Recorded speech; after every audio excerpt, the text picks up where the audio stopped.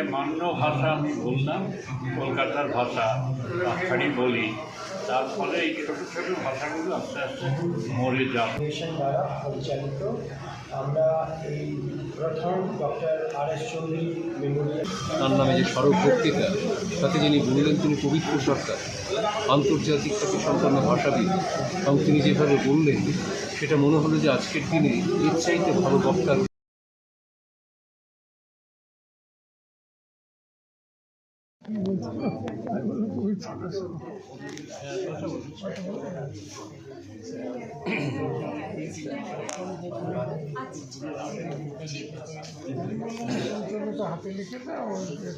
কেআরএস international ফাউন্ডেশনের স্মারক বক্তৃতার এই যে অনুষ্ঠান, তার সঙ্গে সঙ্গে কবি সম্মেলন তার আছে সহজ হবে খুব বড় কথা, এবং কবিকে স্মরণ করি সামান্য একটি প্রচেষ্টা।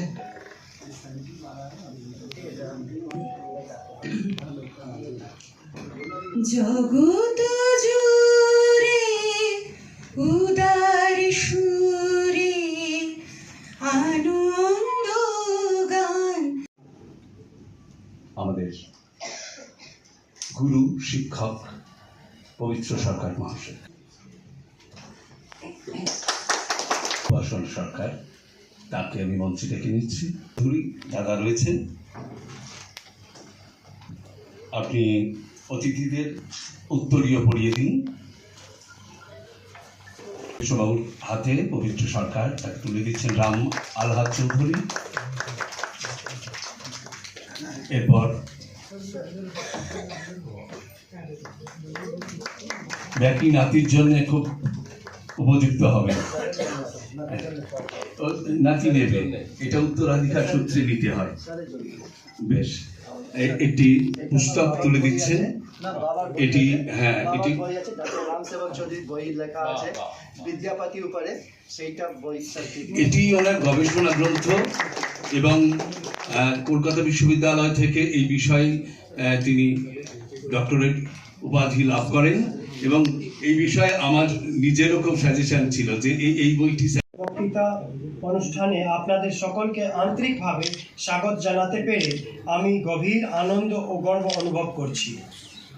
আপনাদের মূল্যবান উপস্থিতি আজকে এই অনুষ্ঠানকে কেবল আনুষ্ঠানিক মর্যাদাই দান করেনি, বরং একে একটি অর্থবহ বৌদ্ধিক ও সাংস্কৃতিক মিলন ক্ষেত্রে পরিণত করেছে।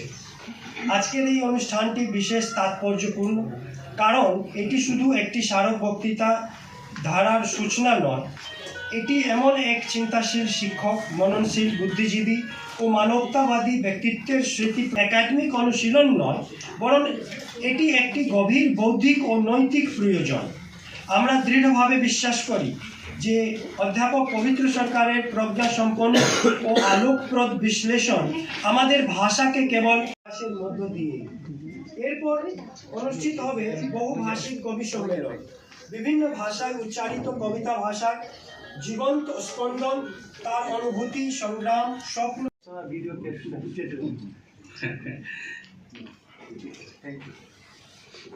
সকলেই প্রকাশ করবেন।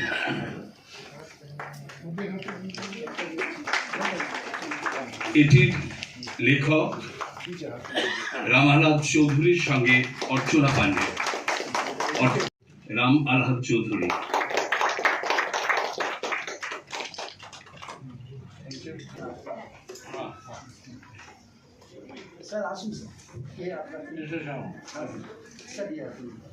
এই বইটির লেখক শ্যামল সেনগুপ্ত, অনুবাদ করেছেন রাম আলহাদ চৌধুরী। সবাই মিলে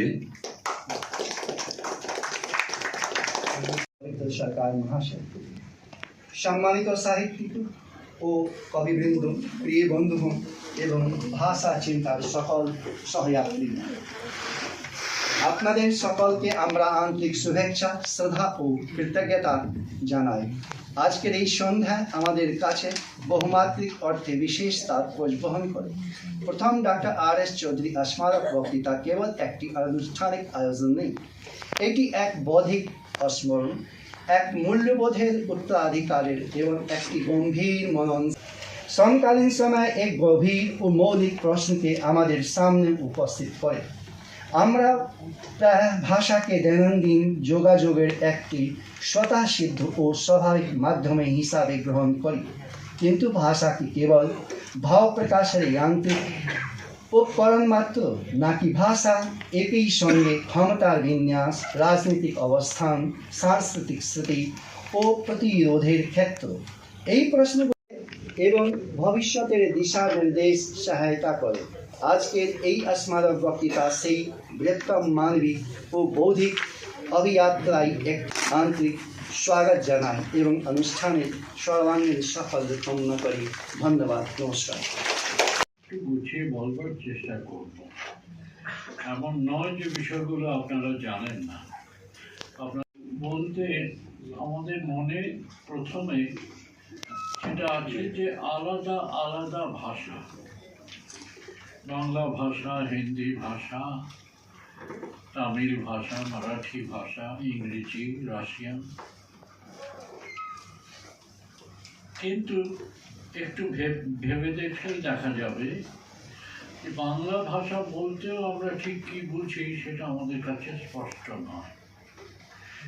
বাংলা ভাষা বলি, তারপরে অন্যান্য বড় উপাদান, শব্দ, বাক্য, বয়ান, এটা পৃথিবীর সব ভাষায় আছে।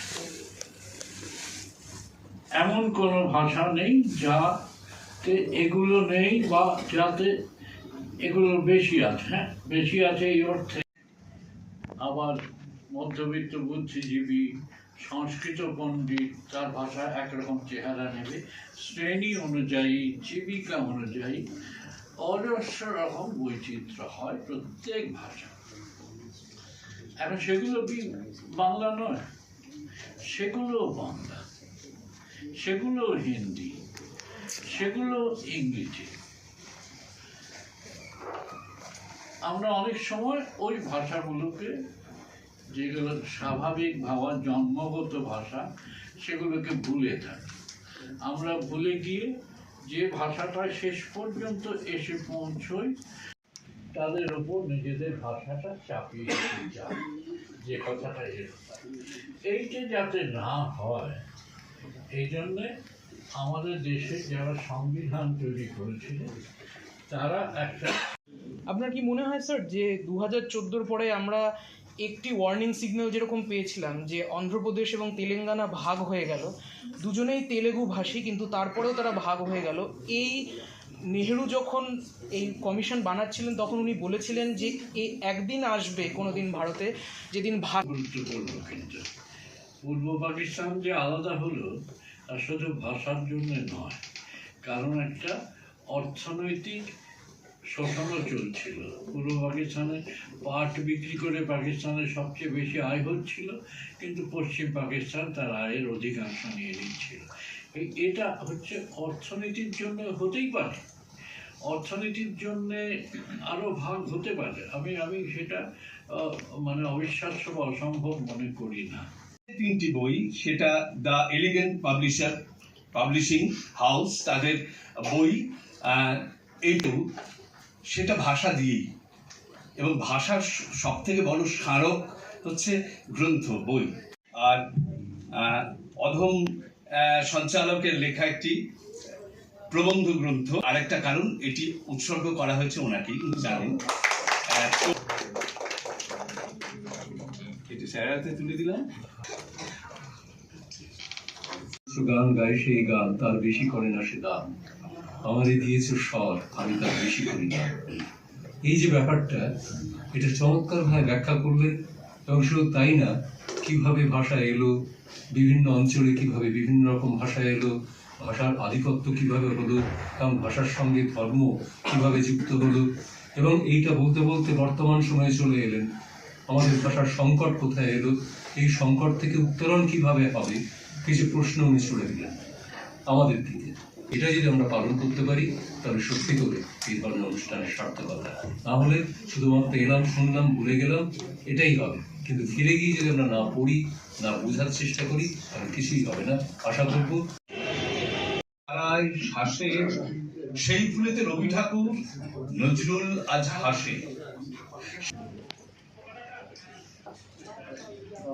এবার পার্থ চ্যাটার্জিকে দেওয়া হলো। এবার রাহুল চ্যাটার্জি চট্টোপাধ্যায় মিলে হয় পরস্পরের আলিঙ্গনে মাতৃভাষার জয়। কিশোর রূপ শুধু ওই যে আমি কথা বলছি তোমার দিকে উড়ে যাচ্ছে, তুমি কথা বলছো আমার দিকে উড়ে আসছে। ও বুকের মধ্যে কোথায় পাচ্ছ? টিক টিক টিক, এই শব্দটাই ওই পাখিটার বাসা।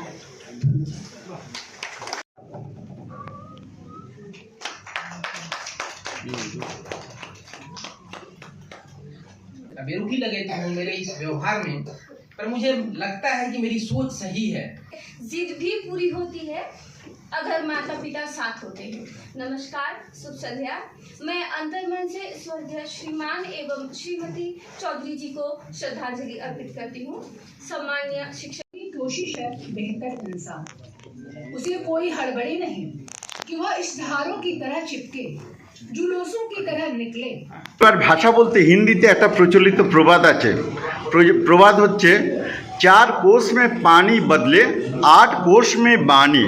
তাহলে আমাদের যে 4 কোষ মানে হচ্ছে 8 মাইল, 8 কোষ মানে হচ্ছে 16 মাইল, 16 মাইল ছাড়া ভাষার যে এই যে বদল হচ্ছে, এই বদলটাকে আপনি কিভাবে দেখবেন প্রকৃতিগতভাবে? এটা সারা পৃথিবীতে ন্যাশনাল বলে একজন ছিলেন, সে বলতেন যে 15 মাইল অন্তর অন্তর ভাষা বদল হয়। হিন্দি ভাষার প্রবাদেও সেই কথাটাই বলা হচ্ছে। এটা ঘটনা, কিন্তু এখন মানুষ লেখাপড়া শিখছে, রেডিও টেলিভিশন এসছে, তার ফলে কিন্তু এই জিনিসটা অনেক তাড়াতাড়ি হচ্ছে না। আর এই উপভাষা বলে এগুলো, এই উপভাষাগুলো কিন্তু আস্তে আস্তে মরে যাবে। ভাষা সম্পর্কিত এই উদ্যোগকে আপনি কিভাবে দেখবেন? আমার তো ভাবতে ভালো লাগছে যে যার নামে এই বক্তৃতা, তিনি বড় হয়েছেন কোথায়? বিহারের গ্রামে। তিনি কোন জীবন পালন তিনি কোন জীবন পালন করেছেন? অত্যন্ত একটা পিছিয়ে পড়া জায়গা থেকে উঠে এসেছেন। তার অনেক সীমাবদ্ধতা ছিল সেই জায়গায়, সেখান থেকে পড়তে পড়তে আর এসে পৌঁছেছেন কলকাতায়। কলকাতা বিশ্ববিদ্যালয় থেকে পাশ করেছেন, ডক্টরেট হয়েছেন, এবং শুধু তাই না, তিনি প্রান্তিক মানুষের সঙ্গে নিজেকে একাত্ম করতে পেরেছেন। আজকে তার এই প্রথম তার নামে যে স্মারক বক্তৃতা, তাতে যিনি বললেন তিনি পবিত্র সরকার, আন্তর্জাতিক খ্যাতি সম্পন্ন ভাষাবিদ, এবং তিনি যেভাবে বললেন সেটা মনে হলো যে আজকের দিনে এর চাইতে ভালো বক্তা কেউ হতে পারত। এই উদ্যোগের জন্য ফাউন্ডেশনকে আমি অভিনন্দন জানাই। এবং তারা যেটা বললেন আজকে পবিত্রদা, সেটা আমাদের মনে রাখতে হবে যে কীভাবে মানুষ অন্য পশু পাখির থেকে আলাদা হয়। সেমিনার হচ্ছে, এটা কি ব্যাপার, কি নিয়ে হচ্ছে, সেটা যদি একটু আলোকপাত করেন।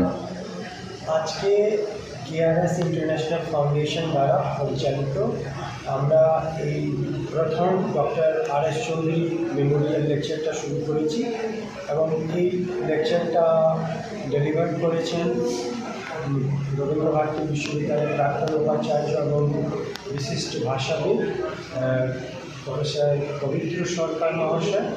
এবং তিনি আজকে যেভাবে ভাষার নানান দিকটা তুলে ধরেছেন, সেটাতে সমস্ত দর্শকবৃন্দরা কিন্তু অভিভূত। এই প্রচেষ্টাটাকে আমরা আগামী দিনে